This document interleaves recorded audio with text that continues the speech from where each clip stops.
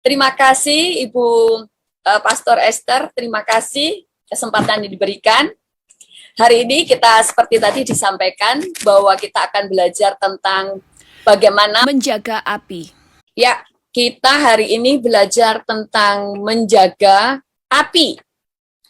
Ini adalah pelajaran berseri tentang seri pengajaran persiapan rapture yang sekarang adalah bagian yang pertama, yaitu tentang menjaga api. Kita buka dulu di dalam Matius 25 ayat 1 sampai 4 dan 6 sampai 8. Saya percaya semua kita tahu tentang cerita tentang gadis bijaksana dan gadis yang bodoh, semuanya sudah tahu. Pada waktu itu, hal kerajaan surga seumpama 10 gadis yang mengambil pelitanya dan pergi menyongsong mempelai laki-laki. 5 diantaranya bodoh dan 5 bijaksana. Gadis-gadis yang bodoh itu membawa pelitanya, tetapi tidak membawa minyak. Sedangkan gadis-gadis yang bijaksana itu membawa pelitanya dan juga minyak dalam buli-buli. Pada waktu tengah malam terdengarlah suara orang berseru, "Mempelai datang, songsonglah dia." Gadis-gadis itu pun bangun semuanya, lalu membereskan pelita mereka. Gadis-gadis bodoh itu berkata kepada gadis-gadis yang bijaksana, "Berikanlah kami sedikit dari minyakmu itu, sebab pelita kami hampir padam." Nah, di sini dikatakan bahwa gadis-gadis yang bijaksana dan gadis-gadis yang bodoh sama-sama membawa pelita, tetapi kita sudah tahu gadis yang bijaksana membawa minyak cadangan di dalam buli-buli, sementara gadis yang bodoh tidak membawa minyak cadangan. Tapi hari ini kita tidak sedang belajar tentang minyak, kita akan pelajari tentang minyak itu di bulan yang ke depan. Nah, tetapi yang saya mau tekankan di sini adalah bahwa kenapa mereka harus membawa minyak? Karena mereka harus memastikan bahwa api dalam pelita mereka tetap menyala pada waktu mempelai datang. Karena pada saat mempelai datang, yang mempelai cari bukan minyak yang ada di dalam pelita, tetapi yang mempelai cari adalah apakah api di dalam pelita mereka tetap menyala. Jadi intinya yang mempelai cari itu bukan minyaknya, tapi api. Gadis yang bijaksana karena dia mau memastikan bahwa api di dalam pelitanya itu tetap menyala, makanya dia membawa minyak. Tetapi intinya adalah karena mempelai mencari api. Nah, di dalam kekristenan, di dalam hidup kita, pada waktu rapture, yang Tuhan cari apakah masih ada api di dalam kehidupan kita. Kalau saudara, Bapak Ibu tahu, orang di luar Yesus tidak ada api di dalam dirinya. Makanya mereka tidak bisa dituntut untuk menjadi terang. Tapi anak-anak Tuhan dituntut menjadi terang karena kita diberi kuasa dan kita punya kemampuan untuk menjadi terang karena ada api dalam diri kita. Masalahnya ada api yang kecil, ada api yang besar. Setiap orang yang percaya kepada sebagai Tuhan dan Juru Selamat, maka hari itu juga dia akan menerima Roh Kudus dalam dirinya. Tetapi kalau Roh Kudus tinggal di dalam dirinya, ada api di dalam hidupnya, tapi apinya tidak membara. Makanya perlu adanya kepenuhan Roh Kudus. Nah, itu nanti kita akan pelajari yang selanjutnya. Nah, jadi sekali lagi Tuhan itu mencari api dalam hidup kita. Karena tidak ada orang yang memiliki api selain mereka yang punya Roh Kudus. Tapi masalahnya bukan hanya api yang kecil.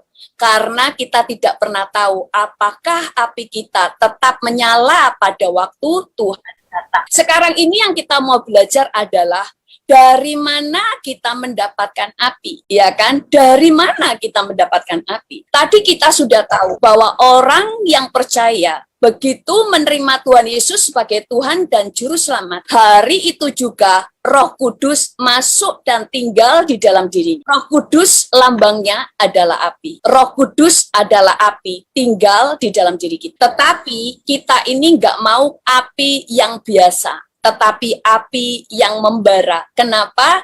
Karena kita mau api itu tetap terjaga.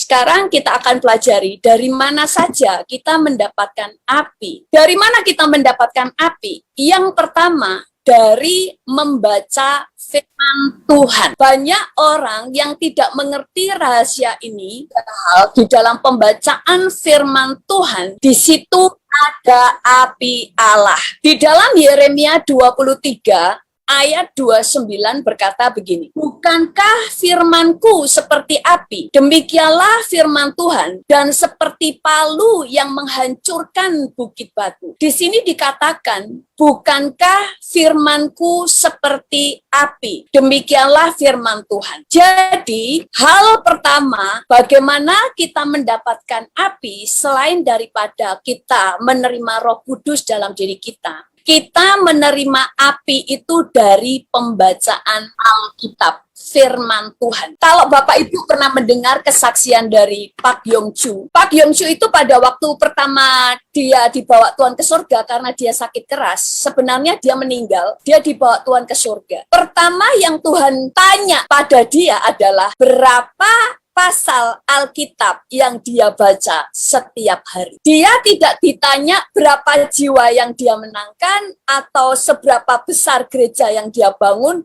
Yang pertama ditanya adalah berapa pasal Alkitab yang dia baca setiap hari. Itu yang membuat dia kaget karena jujur, karena pelayanannya sudah sangat luar biasa. Dia baca Alkitabnya mulai kendor. Dan dia mulai melihat bagaimana dia mendapatkan rumahnya, dia sangat kecil dan sebagainya. Tapi karena kemurahan Tuhan, dia hidup lagi. Pada waktu dia hidup disitulah, dia tahu hal-hal yang dia harus utamakan. Dan ada seorang anak, dia itu kalau nggak salah umurnya baru 8 tahun. Dia itu punya karunia mimpi. Waktu bermimpi, dia melihat orang-orang di rapture, termasuk orang tuanya. Tapi dia nggak rapture. Oh maaf, 13 tahun, bukan 8 tahun, yang 13 tahun. Dia lihat keluarganya di rapture, termasuk orang tuanya, tapi dia nggak rapture. Sehingga di mimpi itu dia nangis, kemudian terbangun. Pada waktu terbangun dia bersyukur karena cuma mimpi. Terus dia bertanya sama Tuhan, bagaimana caranya untuk rapture? Terus Tuhan katakan kepada dia, bayar harganya, baca Alkitab. Ini adalah hal yang sangat sederhana yang saya benar-benar dulu pun tidak memikirkannya, bahwa ternyata untuk mengobarkan api di dalam roh kita adalah firman. Firman Tuhan juga berkata itu seperti pedang, ya kan, pedang roh. Pedang roh itu adalah pedang berapi. Itu sebabnya banyak orang mendapatkan penglihatan firman itu disampaikan seperti pedang yang berapi. Jadi waktu Tuhan sampaikan itu, Tuhan itu menegur saya juga bahwa banyak orang Kristen justru meninggalkan hal yang sangat sederhana dan sangat dasar, yaitu membaca Alkitab. Jadi api yang mengobarkan di dalam roh saudara adalah firman. Makanya anak ini kemudian dia membayar harganya, dia terus membaca Alkitab. Dia masih umur 13 tahun, tetapi dia mulai belajar untuk membaca Alkitab karena dia tahu harga yang dia bayar untuk sebuah rapture. Saudara, kemudian yang kedua adalah dari mana kita mendapatkan api. Ini semuanya pasti sudah tahu ya, dengan cara kepenuhan Roh Kudus. Kepenuhan Roh Kudus adalah salah satu juga kita beroleh api. Tadi saya katakan bahwa pada waktu kita menerima Yesus sebagai Tuhan dan Juru Selamat, hari itu juga Roh Kudus dia tinggal di dalam roh kita, tapi apinya kecil di dalam roh kita, memimpin kita. Tapi waktu kepenuhan Roh Kudus, api itu menguasai kita. Makanya berbeda pelayanan orang-orang yang penuh dengan Roh Kudus dan tidak. Karena pelayanan kuasa selalu bicara pelayanan api. Itu sebabnya kenapa penting bagi kita penuh dengan Roh Kudus. Bahkan di Alkitab dikatakan murid-murid atau rasul-rasul beberapa kali harus minta kepenuhan Roh Kudus lagi dan kepenuhan Roh Kudus lagi. Kepenuhan Roh Kudus tidak hanya berlangsung satu kali, tapi harus selalu didapati kepenuhan Roh Kudus. Hari ini kita tidak sedang belajar kepenuhan Roh Kudus ya. Saya pernah mengajar tentang kepenuhan Roh Kudus. Kepenuhan Roh Kudus ada dua macam. Yang pertama, waktu kita minta kepenuhan Roh Kudus, kemudian Tuhan penuhkan kita dengan tanda berbahasa roh, itu harus terus-menerus kita minta kepenuhan Roh Kudus. Tapi ada kepenuhan Roh Kudus yang berlangsung hanya saat itu juga. Saat itu juga itu maksud begini, pada waktu orang mau melayani, pada waktu dia mau pelayanan, pada waktu dia mau worship leader, pada waktu dia mau KKR, melayani kesembuhan ilahi. Seringkali hamba-hamba Tuhan minta kepenuhan Roh Kudus, dan kepenuhan Roh Kudus berlangsung hari itu saat pelayanan. Makanya seringkali saat urapan itu lagi kenceng-kencengnya, hamba-hamba Tuhan akan mengatakan, siapa yang mau altar call, siapa yang sakit, semuanya maju ke depan. Setelah pelayanan selesai, kepenuhan itu selesai. Makanya banyak orang kemudian nunggunya nanti pendetanya kalau keluar, baru kemudian setelah ibadah selesai, saya minta didoakan. Sudah berbeda. Karena pada waktu pelayanan, disitulah ada kepenuhan Roh Kudus, dipenuhi dengan Roh Kudus. Nah, di dalam kehidupan kita juga seperti itu.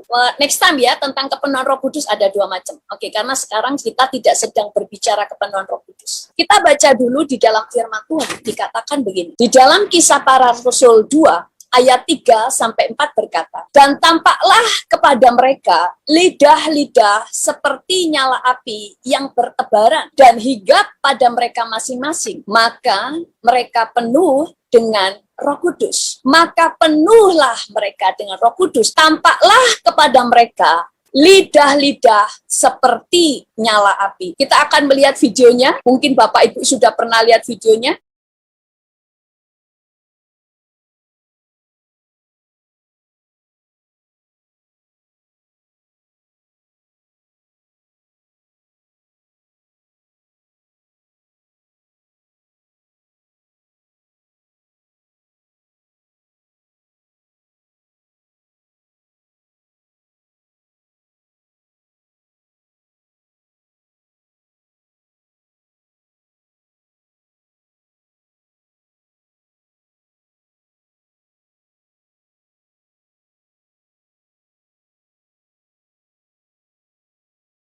Di sini tadi video tentang pada waktu rasul-rasul mengalami kepenuhan Roh Kudus. Kepenuhan Roh Kudus itu sama juga dengan mereka menerima baptisan api. Itu sebabnya api Roh Kudus menguasai mereka. Itu sebabnya setelah mereka penuh dengan Roh Kudus, api Roh Kudus menguasai mereka. Disitulah mereka mulai berjalan dengan kuasa dan mujizat. Itu sebabnya kalau kita membaca, sayang ya tadi saya nggak pikir untuk mengajarkan tentang kepenuhan Roh Kudus yang tentang dua macam dan sebagainya. Bagaimana murid-murid Tuhan Yesus atau rasul-rasul pada saat itu mereka seringkali meminta kepenuhan Roh Kudus, penuhan Roh Kudus lagi. Karena Bapak Ibu harus tahu, kepenuhan Roh Kudus tidak permanen. Kita tidak bisa berkata, saya sudah penuh Roh Kudus 10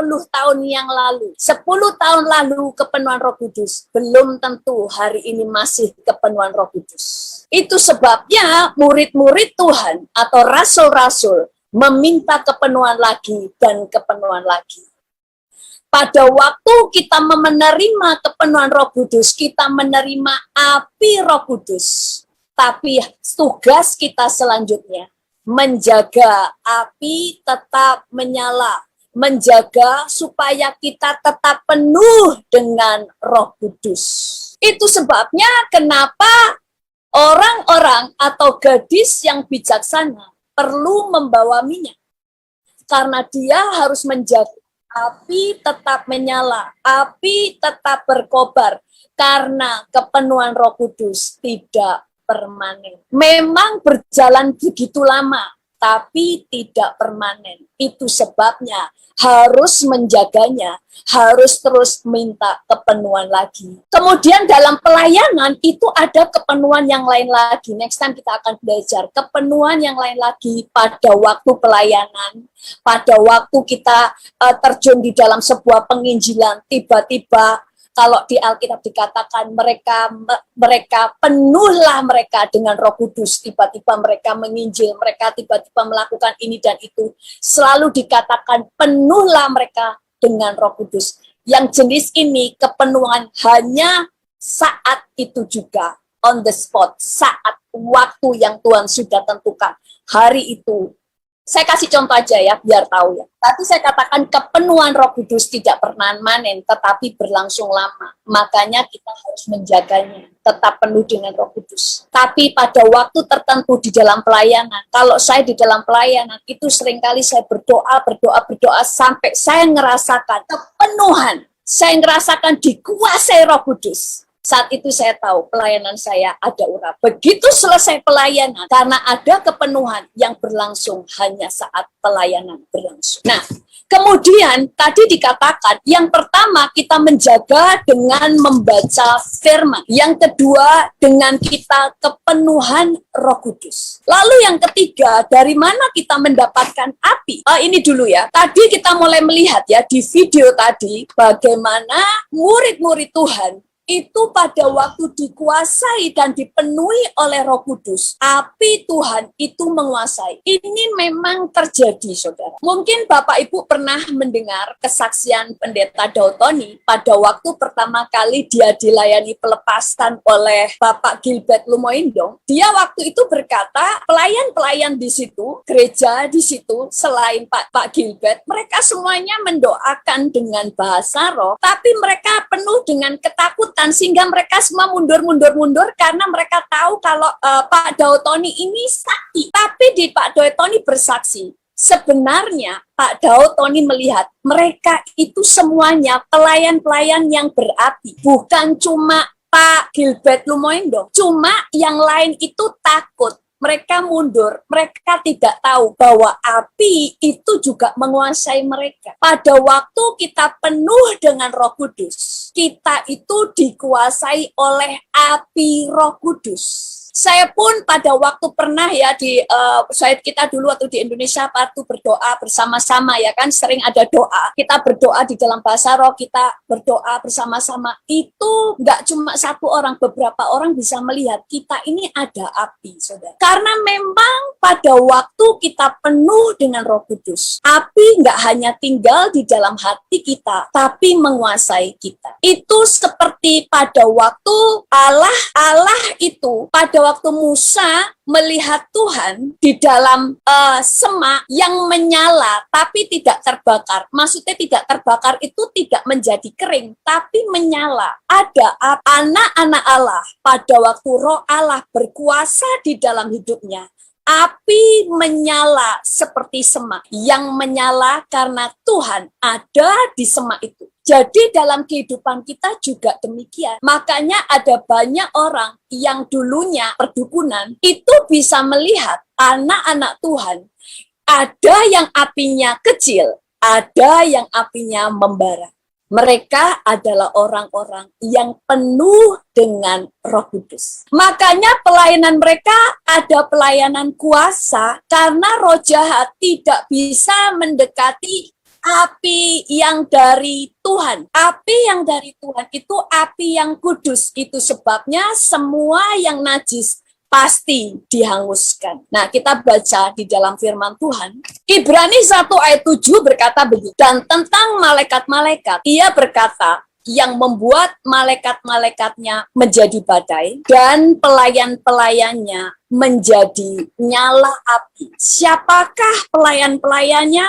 Saudara dan saya. Itu sebabnya penting bagi kita harus dalam keadaan penuh dengan Roh Kudus. Karena itu yang membuat kita dalam keadaan tetap menyala. Itu sebabnya kenapa rasul-rasul sampai mau dihukum mati sekalipun, dianiaya, dia punya keberanian. Karena mereka dalam keadaan penuh dengan Roh Kudus. Api yang dari Tuhan selalu menghanguskan hal-hal yang bukan dari Tuhan. Salah satunya adalah roh ketakutan. Ini dialami sendiri dengan kakak rohani saya.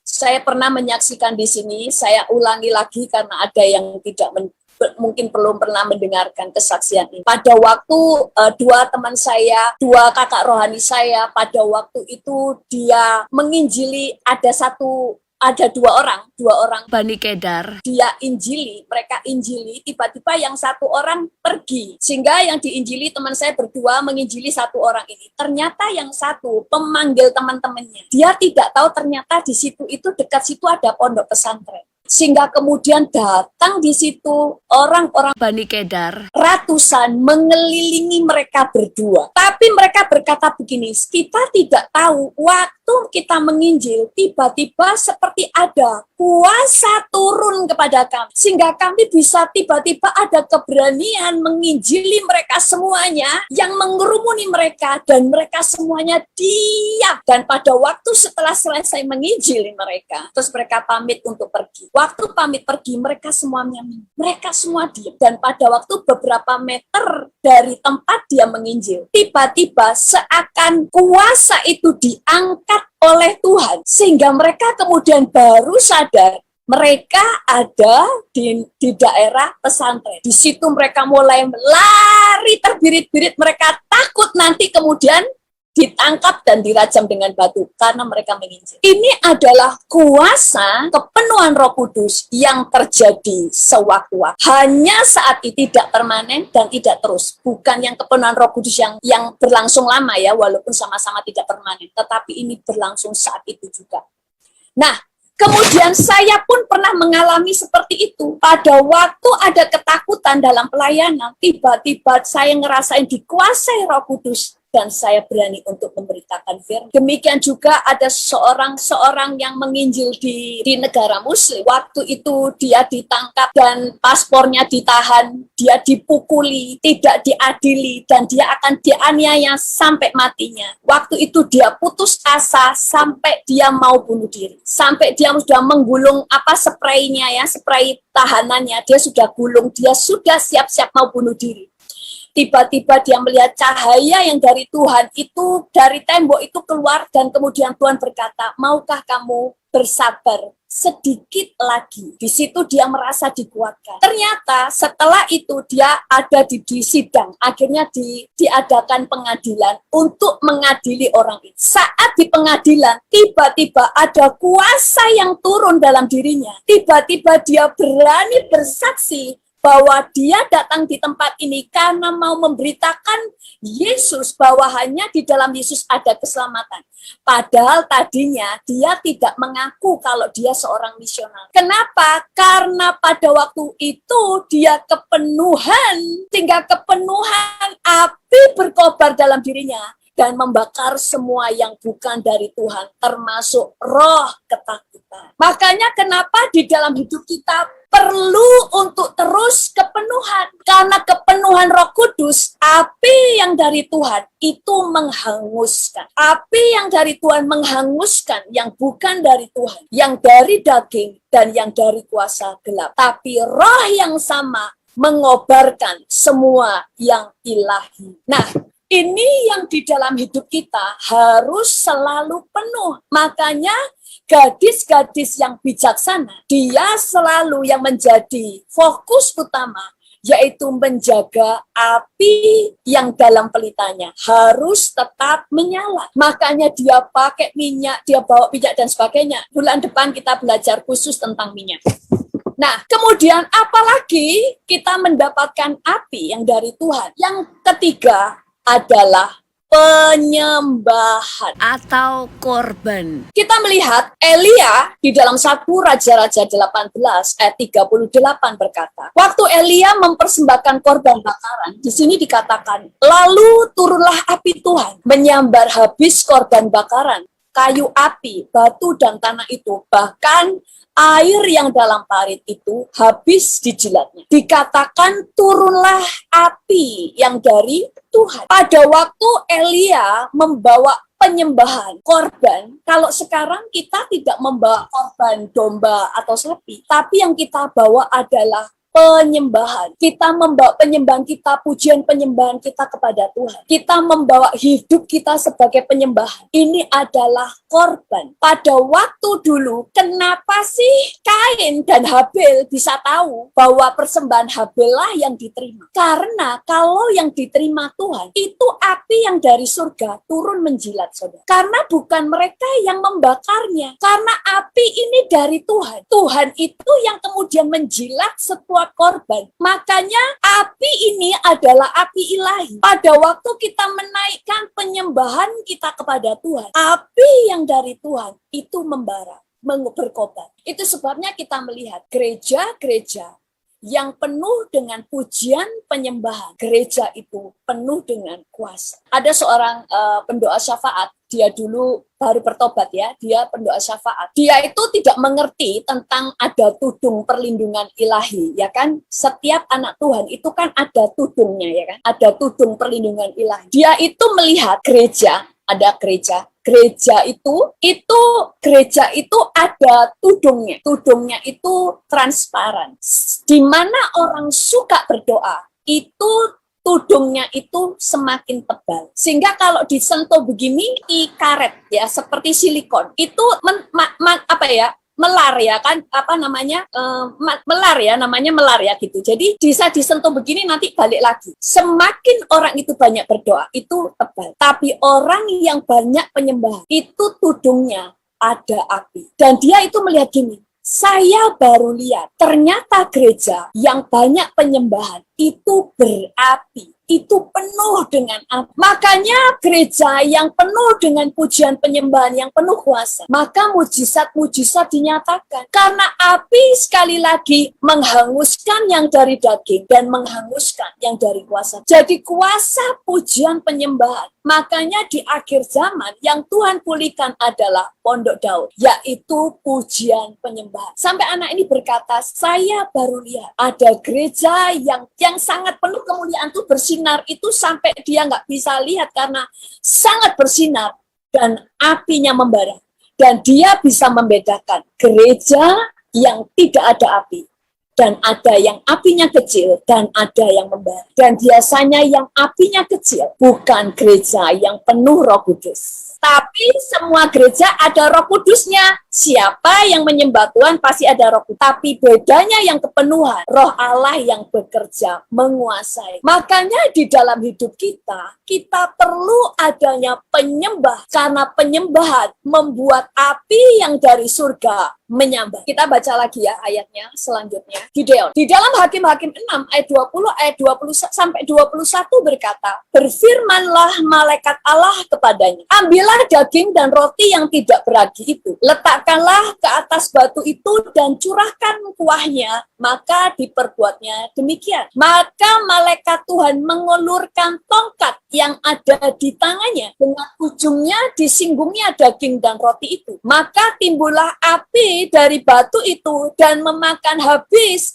daging dan roti itu, kemudian hilanglah malaikat Tuhan daripadanya. Saat Gideon mempersembahkan korban, malaikat Tuhan mengulurkan tongkatnya dan di situ kemudian muncul atau timbullah api dari batu itu. Kenapa? Karena tongkat malaikat telah menyentuhnya, ada api. Sekali lagi, korban penyembahan kepada Tuhan membuat Tuhan menurunkan api yang ilahi dalam hidup kita. Makanya kita bisa membedakan orang-orang yang pelayanannya penuh dengan kuasa, penuh dengan mujizat, ada urapan yang mengalir, ada hadirat yang dia bawa. Pasti dia hidup dalam penyembahan. Karena penyembahan selalu membuat api yang dari surga turun. Itu sebabnya sekali lagi kenapa Kain langsung tahu kalau persembahannya tidak diterima. Karena semua persembahan yang tidak diterima, api Allah tidak akan membakar. Jadi penyembahan yang seperti apa? Penyembahan yang memang ada sebuah penghormatan kepada Tuhan. Ada penyembahan karena rasa hormat yang membedakan Habel dan Kain, karena Habel mempersembahkan dengan pengertian, dengan hormat. Dia tahu bahwa Allah itu memang harus disembah. Demikian juga dengan kita. Firman Tuhan berkata, siapa menghormati aku hormati. Jadi pada waktu kita membawa penyembahan kepada Tuhan, karena rasa hormat, maka api yang dari surga itu turun. Nah, saya lanjutkan lagi ayat. Waktu Musa dan Harun. Di dalam Imamat 9 ayat 23-24 berkata, masuklah Musa dan Harun ke dalam kemah pertemuan. Setelah keluar, mereka memberkati bangsa itu, lalu tampaklah kemuliaan Tuhan kepada segenap bangsa itu. Dan keluarlah api dari hadapan Tuhan, lalu menghanguskan korban bakaran dan segala lemak di atas mezbah. Tatkala seluruh bangsa itu melihatnya, bersorak-soraklah mereka, lalu sujud menyembah. Kenapa? Karena pada waktu api membara, mereka tahu perkenanan Tuhan sedang turun atas hidup mereka. Jadi, bagaimana pentingnya hidup kita membawa penyembahan. Kemudian, Abraham. Di dalam Kejadian 26 ayat 25 di dalam terjemahan bahasa Inggris berkata, and he built an altar there, and called upon the name of the Lord, and pitched his tent there, and there Isaac servants digged a well. Yang artinya, ia atau Abraham membangun mezbah di sana dan memanggil nama Tuhan dan memasang kemahnya di sana. Di sana hamba-hamba Ishak menggali sumur. Dikatakan Abraham membangun mezbah tapi memasang kemah. Dia bukan membangun rumah dan memasang mezbah, tetapi dia membangun mezbah dan memasang kemah. Abraham membangun altar, tapi dia dikatakan dia memasang tenda. Tenda atau dia tidak membangun rumah,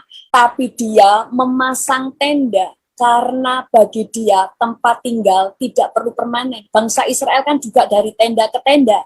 Baru setelah masuk ke tanah Kanaan, baru mereka membangun rumah yang permanen. Tetapi yang dibangun oleh Abraham adalah altar, tempat penyembahan.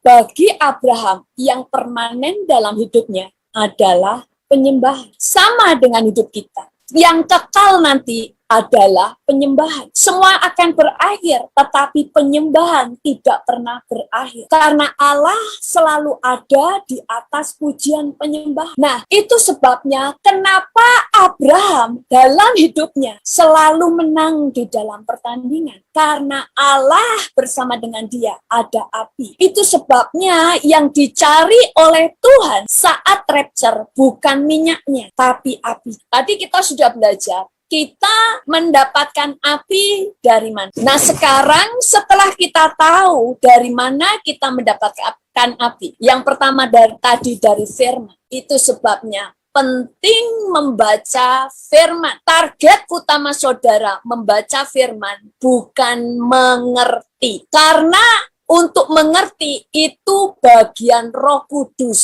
Tetapi yang Tuhan mau lihat, apakah Bapak Ibu setia untuk membaca? Itu seperti orang yang memasukkan api di dalam dirinya. Soal pengertian, Tuhan yang akan memberikan pengertian pada waktunya. Ada anak yang baca Alkitab, dia bilang gini, saya nggak ngerti, sudahlah baca dari perjanjian baru sampai Wahyu, kemudian perjanjian lama, habisin. Setelah 2 kali, apalagi 3 kali, kamu akan banyak disingkapkan. Ya, ada yang baru membaca sudah Tuhan singkapkan. Setiap orang punya karunia. Tapi ada orang yang memang bukan punya karunia untuk berkhotbah. Itu sebabnya pada waktu dia mulai membaca berulang-ulang, itu baru disingkapkan banyak hal. Karena itu bagian kita makan firman. Lalu bagaimana kita bisa menjaga api tetap membara? Bagaimana menjaganya? Caranya, pertama, berbahasa roh setiap hari. Iblis banyak menentang tentang bahasa roh. Karena iblis tahu orang yang selalu berbahasa roh, ada api yang terus terjaga. Siapa berkata-kata dengan bahasa roh, ia membangun dirinya sendiri. Orang yang selalu berbahasa roh, dia sedang terus mengobarkan api dalam dirinya. Semua orang yang pelayanan kuasa, saudara tanya, apakah mereka berbahasa roh dan menjaga hidupnya terus berbahasa roh? Pasti iya. Karena berbahasa roh itu mengobarkan api yang sudah diterima saat kepenuhan Roh Kudus. Makanya Paulus pun berkata, aku berbahasa roh lebih banyak daripada kalian. Kenapa? Karena dia terus mengobarkan, menjaga api yang dia terima harus tetap berkobar, nggak cuma sekedar menyala. Itu yang ada dalam hidup kita. Jadi pada waktu kita penyembahan itu untuk terus menerima api. Tapi saudara juga berbahasa roh untuk terus mengobarkannya. Makanya saya sering bersaksi, kalau saya mau pelayanan, terutama pelayanan pelepasan, beda banget. Dulu ya saya itu belajar ya, kalau banyak berbahasa roh, itu pada waktu pelayanan pelepasan itu efektif sekali. Beda dengan kalau saya mulai berkurang di dalam berbahasa roh. Kesaksian ya, baru saja saya membaca kesaksian. Ada seseorang yang melihat doa. Saya pernah menjelasin tentang, ada di video saya tentang bahasa roh dan baptisan api. Ada videonya tentang bagaimana bola-bola api. Ini baru saja saya melihat ada seorang bersaksi begini. Dia melihat pada waktu ada doa ya, waktu itu dia mendapatkan mimpi atau penglihatan, saya lupa ya. Itu dia melihat di seluruh bumi ini, dari rumah anak-anak Tuhan, itu keluar kayak bola-bola cahaya. Cahaya berbentuk bola-bola, itu naik ke surga. Dan Tuhan katakan bahwa itu adalah doa orang percaya. Tapi doa-doa itu ditangkap oleh iblis. Karena ini doa-doa yang tidak berkenan kepada Allah. Jadi yang nangkep, nah saya tidak sedang membahas doa, jadi saya teruskan kenapa kok ditangkap iblis ya, itu next time. Nah kemudian dia mulai melihat lagi ada bola-bola api. Bola-bola itu cahaya, setelah bola ini untuk terbang itu membutuhkan waktu agak lama. Tapi kemudian dia bisa terbang pada waktu dia mulai berapi. Pada waktu orang ini terus berdoa, bola itu menjadi bola api. Dan dia mulai bisa menguasai kuasa-kuasa. Kalau saudara tahu di atas langit-langit, di langit itu ya, di udara, itu ada yang namanya tembok tembaga. Nanti saya kasih ayatnya.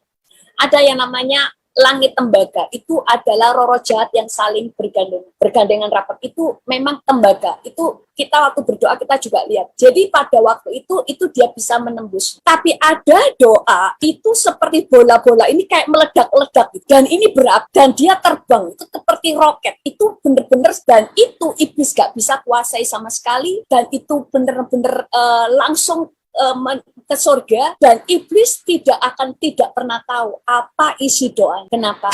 Karena kemudian Tuhan berkata, ini adalah doa dengan bahasa roh. Pada waktu doa dengan bahasa roh itu adalah bahasa rahasia. Ada di video saya tentang apakah bahasa roh itu sesat. Itu bahasa rahasia. Di situ pada waktu doa dinaikkan, iblis benar-benar tidak tahu isi doanya, dan itu berapi. Seperti roket berapi dan menembus langit tembaga dengan sangat mudah. Kita pun pernah melihat tentang pada waktu kita berdoa ya, kita berbahasa roh.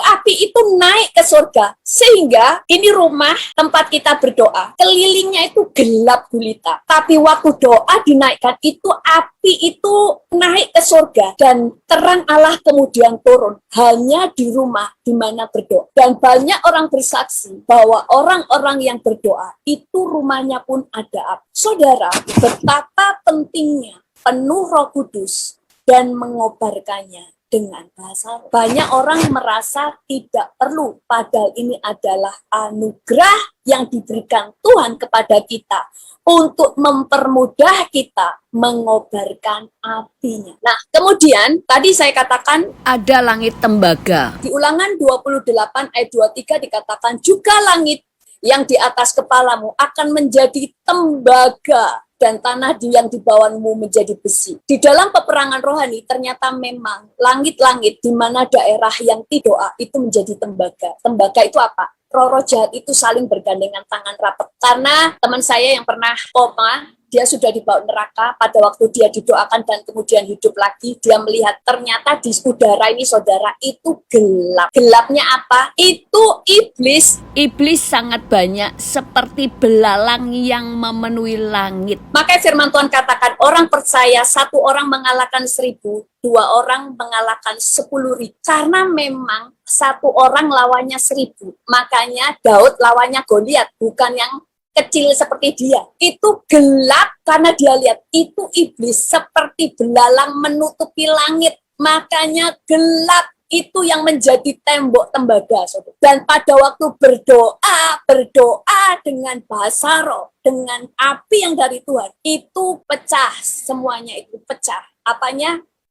Formasi iblisnya. Jadi kita mulai lihat yang dimaksud Langit tembaga. Kemudian ayat firman Tuhan lagi. Bagaimana mengabarkan api yang pertama tadi dengan berbahasa roh setiap hari. Yang kedua, ada kayu yang harus terus dibakar. Kita baca ayatnya di dalam Imamat 6 ayat 12 sampai 13 berkata, api yang di atas mezbah itu harus dijaga supaya terus menyala. Jangan dibiarkan padam. Tiap-tiap pagi imam harus menaruh kayu di atas mezbah, mengatur korban bakaran di atasnya dan membakar segala lemak korban keselamatan di sana. Harus dijaga supaya api tetap menyala di atas mezbah. Jangan dibiarkan padam. Dikatakan harus menaruh kayu di atas mezbah. Kenapa? Karena harus ada yang terus dibakar supaya api tetap menyala. Kayu ini apa? Kayu adalah, Tuhan itu kasih rema saya, kasih. Kasih itu adalah kayu yang dibakar. Karena kasihlah yang membuat kita selalu siap untuk dibakar. Pendoa-pendoa syafaat itu terus berdoa untuk menjaga supaya tidak ada kegelapan di daerah ini dan daerah itu. Tidak ada kegelapan kepada orang lain. Mereka terus menjaga supaya api tetap menyala, supaya kaki Dian tetap ada. Kaki Dian bicara tentang manora yang ada pelitanya. Mereka berdoa. Makanya pendoa di Indonesia terus berdoa supaya kaki Dian tetap ada di Indonesia. Kasih itulah yang menjadi bahan bakar, menjadi kayu yang selalu siap untuk dibakar. Makanya orang yang penuh kasihlah mereka yang selalu mempersembahkan hal-hal yang meletakkan kepentingan diri sendiri. Dia serahkan kepada Tuhan supaya api tetap menyala. Pada waktu Elia mempersembahkan air, pada waktu itu adalah masa kekeringan. Air sangat berharga. Air sangat dicari. Pada waktu itu terjadi ke masa kekeringan, masa kelaparan. Tetapi dia mempersembahkan hal yang seharusnya mereka pertahankan. Buat minum apa? Oh, tapi dia korban. Kasih selalu bicara pengorban. Kasih itu adalah kayu yang selalu mau untuk dibakar. Bukan untuk kepentingan diri sendiri, tapi untuk kepentingan Tuhan dan untuk kepentingan banyak orang. Karena kasih selalu bicara bukan untuk diri sendiri. Makanya lihat, tidak ada orang yang bisa pelayanan dengan maksimal tanpa kasih. Kita baca ayatnya ya. Di dalam Lukas 12 ayat 37 sampai 38 berkata begini. Berbahagialah hamba-hamba yang didapati tuannya berjaga-jaga ketika ia datang. Aku berkata kepadamu, sesungguhnya ia akan mengikat pinggangnya dan mempersilahkan mereka duduk makan, dan ia akan datang melayani mereka. Dan apabila ia datang pada tengah malam atau pada dini hari dan mendapati mereka berlaku demikian, maka berbahagialah mereka. Ayat ini diperjelas di dalam terjemahan sederhana Indonesia ya. Ini TSI itu terjemahan sederhana Indonesia. Ayat yang ke-37 berkata begini. Sungguh diberkati para hambanya yang ditemukan tuannya masih tetap berjaga-jaga ketika dia kembali. Yang kukatakan ini benar. Tuan itu akan mempersilahkan mereka duduk makan. Lalu dia sendiri akan memakai pakaian sederhana seperti seorang hamba dan akan melayani mereka. Dikatakan hamba-hamba yang terus berjaga. Ini bicara hamba-hamba yang terus melayani. Sekali lagi, tidak ada pelayanan tanpa kasih. Dikatakan pada waktu sampai kedatangan tuannya, dia tetap berjaga-jaga, menantikan tuannya, masih pakai pakaian pelayan, berarti mereka tetap bekerja, terus melayani. Lalu dikatakan, maka tuan itu akan mempersilahkan duduk, dan tuan itu yang akan memakai pakaian pelayan dan melayani orang. Kita mulai melihat bagaimana pada waktu dikatakan tuannya yang mempersilahkan duduk. Berarti pada waktu pesta anak domba, gak mungkin dia tidak dilayani untuk duduk di pesta anak domba. Kenapa? Karena dia menjaga hidupnya, tetap membagikan kasih sampai tuannya datang. Sehingga api itu tetap berkobar. Bahkan Alkitab berkata, berbahagialah hamba yang didapati tetap dalam keadaan bekerja. Pada waktu tuannya kembali, mereka dalam keadaan. Saudara, kita melihat kayu sekali lagi bicara tentang kasih. Kasih itu adalah berkorban, mengorbankan kepentingan diri sendiri. Itu yang terus membakar dalam hidup kita. Makanya tadi dikatakan api ilahi membakar yang dari daging dan membakar yang bukan dari Allah. Itu sebabnya semua yang dari kedagingan kita itu dibakar hangus, habis. Tapi yang dari Allah itu membuat api terus menyala. Kemudian bagaimana kita menjaga? Yang pertama tadi dengan bahasa roh, yang kedua dengan kayu, dengan kasih, yang ketiga adalah jangan pernah jauh dari sumber api.